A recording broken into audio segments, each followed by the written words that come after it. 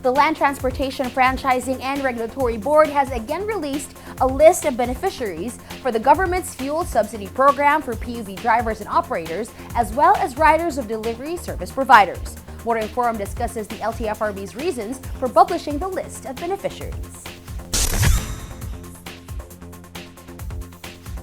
As of June 1, 2022, an estimated 1.17 billion pesos in fuel subsidies have already been distributed to 180,061 of the 264,578 PUV operators already identified as qualified beneficiaries.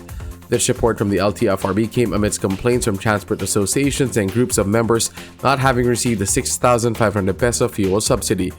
The LTFRB acknowledged the complaints while maintaining that it was committed to help the land transport sector cope with the impact of rising fuel prices. It added that it was working to ensure qualified beneficiaries of the fuel subsidies receive their share as soon as possible. Of the 84,157 beneficiaries still slated to receive the fuel subsidies, 57,841 have their payment being processed by the Land Bank of the Philippines, the LTFRB said. At the same time, the LTFRB published the list of beneficiaries of the government fuel subsidy program on its website.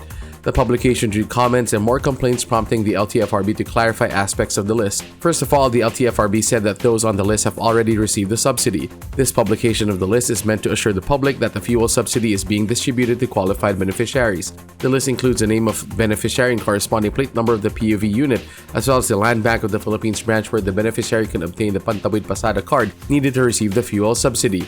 The LTFRB clarified that if the Land Bank branch does not appear along with the name of the beneficiary, this means the beneficiary already has a prior Pantawid Pasada card account with the branch. In publishing the list of beneficiaries of the fuel subsidy program, the LTFRB said it recognizes the role of PUV drivers and operators play in keeping the country's economy alive. The list of beneficiaries also includes riders of delivery service providers who are also covered by the fuel subsidy program. The LTFRB invites the public in general and the land transport sector in particular to call its 24/7 hotline 1342 for more information and answers to questions about the fuel subsidy program.